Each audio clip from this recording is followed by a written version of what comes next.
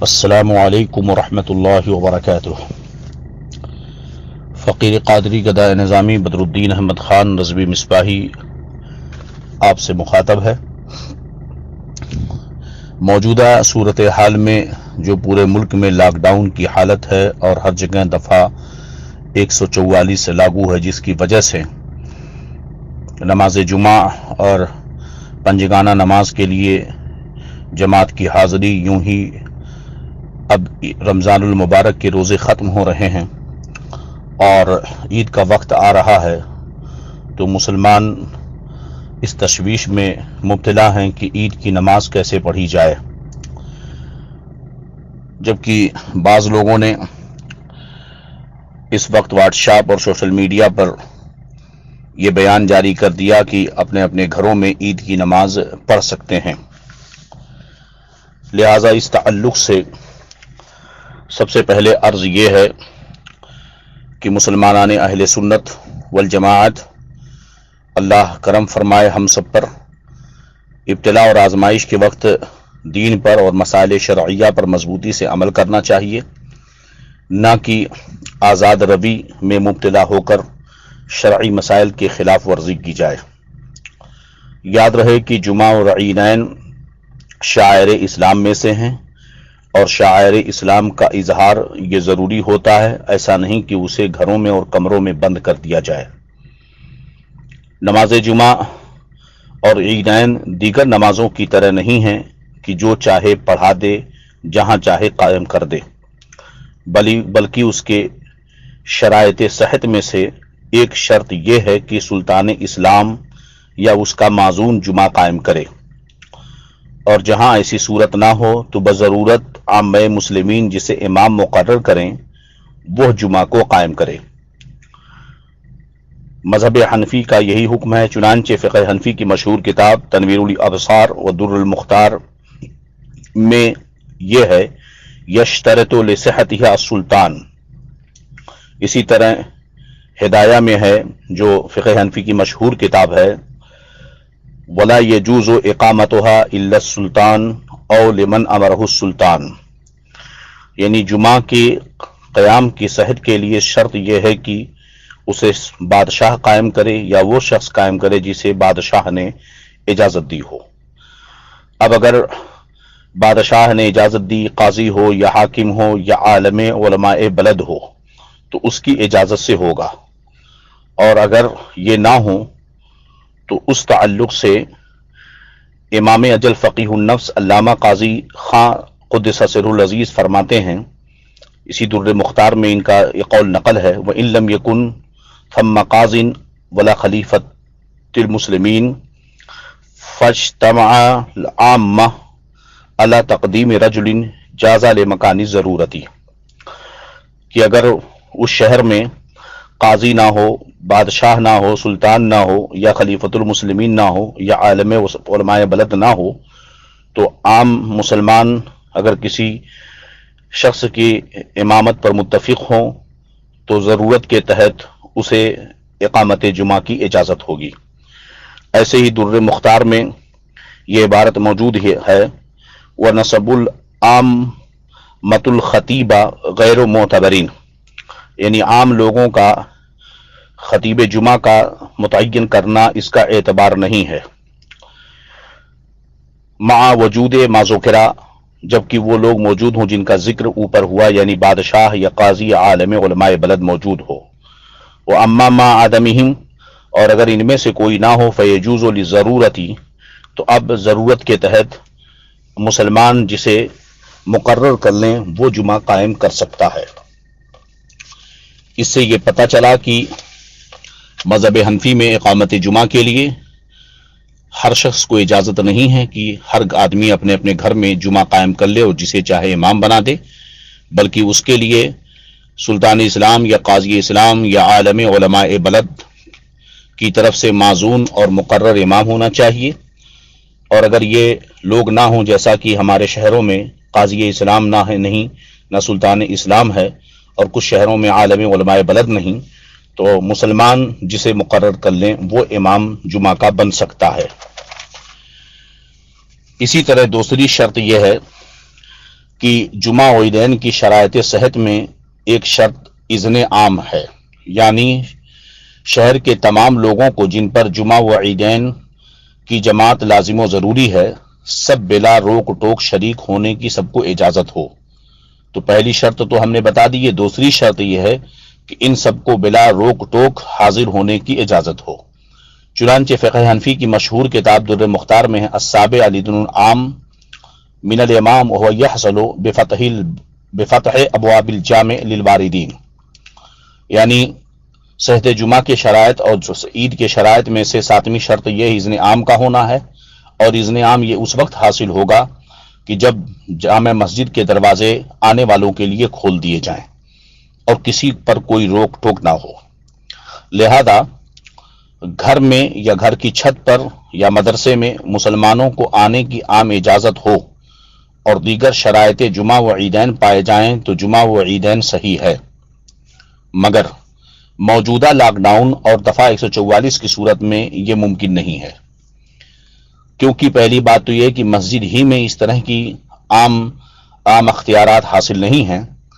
اور گھروں میں ہر جگہ نہ امام مقرر معزول ملے گا کہ ہر گھر میں آپ جمعہ قائم کریں اور ہر جگہ آپ کو امام مقرر معزول مل جائے، اور نہ ہی اذن عام کا تحقق ہوگا، کیونکہ اذن عام بس کہہ دینے سے حاصل نہیں ہوگا، بلکہ اس کے لیے عام تشہیر و اعلان ضروری ہے۔ اور موجودہ حالات میں مسجد و عیدگاہ کو چھوڑ کر گھروں میں یا کہیں دوسری جگہ نماز عید پڑھی جائے گی اگر، تو ظاہر سی بات ہے یہ چھپ کر کے ہی پڑھی جائے گی۔ لوگ مسجد اور عیدگاہ میں نہ پڑھ کر کے گھروں میں جو پڑھ رہے ہیں، کیا شہر میں عام اعلان کے ذریعہ پڑھا جائے گا؟ کیا کسی عالم علماء بلد کی اجازت سے مقرر امام کو لے کر کے پڑھا جائے گا؟ امام معزول ہوگا؟ ظاہر سی بات ہے کہ کوئی بھی گھر والا اس طرح کی عام اعلان کے ساتھ اپنے گھر میں نماز عید یا جمعہ کو قائم نہیں کر سکتا، کیونکہ جو مشکلات مسجد میں درپیش ہیں وہی گھروں کے اندر ہے، بلکہ اس سے زیادہ ہیں۔ لہذا نہ تو اذن عام کا تحقق گھروں میں ہو سکتا ہے، اور نہ ہی سلطان اسلام یا قاضی اسلام یا عالم علماء بلد یا مسلمانوں کی طرف سے مقرر شدہ امام مل سکتا ہے۔ لہذا گھروں میں نماز عید یا جمعہ جماعت کے ساتھ ادا نہیں کی جا سکتی ہے۔ البتہ چونکہ ظہر اگر عذر کی وجہ سے نہ پڑھ جمعہ کی نماز، لہذا اگر جمعہ کی نماز کسی عذر کی وجہ سے نہ پڑھ سکا، جیسا کہ موجودہ لاک ڈاؤن ایک عذر ہے، تو ایسی صورت میں ظہر کی نماز شہروں میں لوگ تنہا پڑھیں گے، کیونکہ جمعہ اگر فوت ہو گیا تو اس کا بدل ظہر ہے۔ اور اگر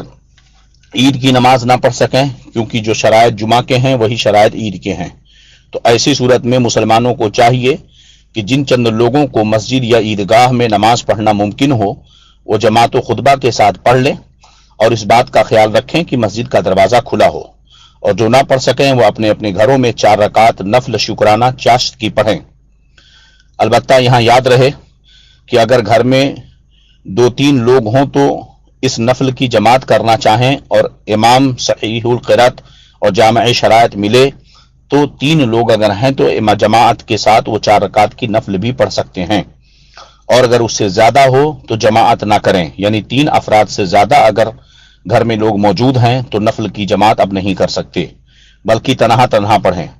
ہم نے اپنی پہلی آڈیو میں یہ بیان کیا تھا کہ 3 سے زیادہ افراد کے ساتھ نفل کی جماعت ہمارے ائمہ حنفیہ کے نزدیک تداعی ہوگی، اور بطور تداعی نفل کی جماعت مکروہ ہے۔ ہم نے فتاوی رضویہ کے حوالے سے ائمہ حنفیہ کا قول پیش کیا تھا مستند کتابوں سے کہ 3 سے زیادہ افراد اگر جمع ہو گئے تو نفل کی نماز جماعت کے ساتھ نہیں پڑھی جا سکتی، 3 سے کم ہے تو پڑھی جا سکتی ہے۔ لہذا عید کی نماز جس کی فوت ہوئی تو گھر میں وہ 4 رکعت نماز نفل پڑھے بطور شکر، اور یاد رہے کہ 3 افراد تک جماعت کر سکتے ہیں، 3 سے زیادہ ہوں تو جماعت نہیں کر سکتے۔ اب آئیے آگے مسئلے کی طرف جو اس وقت زیادہ ہنگامہ خیز ہے، کہ جو لوگ گھروں میں عید کی نماز پڑھنے کو جائز بتاتے ہیں اور پڑھنے کی ترغیب دیتے ہیں، اور بخاری شریف میں کتاب العید میں موجود اثر سیدنا انس رضی اللہ تعالی عنہ سے استدلال کرتے ہیں، ان کا استدلال غلط ہے، اور اس کی شرح میں جو امام ابن حجر شافعی رضی اللہ عنہ کا قول پیش کرتے ہیں وہ احناف کے لیے حجت نہیں ہے، کیونکہ حنفیہ پر لازم ہے کہ امام اعظم ابو حنیفہ کی تقلید کریں۔ صحابی رسول سیدنا انس رضی اللہ تعالی عنہ کا اثر جو بخاری شریف میں موجود ہے وہ ہمارے خلاف نہیں ہے، اس کو سمجھنے کے لیے چند ضروری باتیں سمجھ لیں۔ نمبر 1، ہمارے امام اعظم ابو حنیفہ رضی اللہ عنہ کے نزدیک صحت جمعہ اور عیدین کے لیے شہر یا فنائے شہر کا ہونا ضروری ہے۔ دیہات و قریہ میں جمعہ و عیدین کی نماز نہیں ہے، اور یہی مذہب سیدنا علی مرتضی رضی اللہ تعالی عنہ کا ہے۔ چنانچہ امام بیہقی نے اپنی سنن میں حضرت علی رضی اللہ تعالی عنہ سے یہ حدیث نقل فرمائی۔ یہ فرماتے ہیں لا جمعۃ ولا تشریق ولا فطر ولا اضحى الا في مصر جامع او مدینۃ عظیمۃ، کہ نہ ہی نماز جمعہ ہے، نہ ہی تشریق ہے، اور نہ ہی عید الفطر کی نماز ہے، نہ ہی عید الاضحیٰ کی، مگر مصر جامع میں یا بڑے شہر میں۔ لہذا اس حدیث سے پتہ چلا کہ نماز جمعہ اور عیدین کے لیے شہر کا ہونا ضروری ہے۔ دوسری بات جو ذہن نشی رکھنی ہے وہ یہ کہ جمعہ و عیدین کا قیام سلطان اسلام یا قاضی اسلام یا عالم علماء بلد یا بصورت مجبوری ان کے نہ ہونے کی صورت میں مسلمان جسے مقرر کر لیں، جیسا کہ ہم نے پیچھے گفتگو کی۔ تیسری ضروری بات کہ اذن عام کا ہونا، کہ بلا روک ٹوک کے مسلمانوں کو جماعت میں شرکت کی عام اجازت ہو۔ اب بخاری شریف میں اثر انس رضی اللہ تعالی عنہ کو سنیں۔ بخاری شریف کتاب العید میں امام بخاری رضی اللہ عنہ نے باب باندھا، باب اذا فاتہ العید یصلی رکعتین وكذلك النساء ومن كان في البيوت والقرى لقول النبي صلى الله عليه وسلم هذا عيدنا اهل الاسلام، وامر انس بن مالك مولاهم ابن ابي عتبة بالزاويه فجمع اهله وبنيه وصلى كصلاه اهل المصر وتكبيرهم۔ امام بخاری نے یہ باب باندھا کہ جب نماز عید فوت ہو جائے تو 2 رکعت پڑھیں، اور اس کے بعد امام بخاری نے اپنا قول نقل فرمایا کہ ایسے ہی عورتیں اور جو لوگ گھروں میں ہوں، جو دیہات میں ہوں، وہ بھی عید کی نماز پڑھیں گے۔ دلیل میں انہوں نے نبی کریم صلی اللہ علیہ وسلم کا یہ قول پیش کیا کہ ھذا عیدنا اہل الاسلام، اے اسلام یہ اہل اسلام ہماری عید ہے۔ تو چونکہ پورے اہل اسلام کے لیے عید ہے اور عید کی نماز عید کے شکرانے میں ہے، تو لہذا عورتوں، مردوں، گھر میں رہنے والوں اور دیہات والوں سب کو پڑھنا پڑے گا۔ یاد رہے کہ یہاں پر ھذا عیدنا اہل الاسلام یہ ایک ساتھ نبی کریم صلی اللہ علیہ وسلم کا قول نہیں ہے، بلکہ یہ 2 حدیثوں کے الگ الگ ٹکڑے ہیں جنہیں امام بخاری نے ایک جا کر دیا۔ ھذا عیدنا ایک الگ حدیث کا جز ہے اور اہل الاسلامی ایک دوسرے حدیث کا جز ہے، جسے امام بخاری نے یہاں اکٹھا کر دیا۔ تو امام بخاری کا یہ استدلال اپنا استدلال ہے جو امام اعظم ابو حنیفہ رضی اللہ عنہ کے خلاف حجت نہیں ہو سکتا۔ اب رہا یہ کہ حضرت انس ابن مالک رضی اللہ عنہ نے اپنے غلام ابن عتبہ کو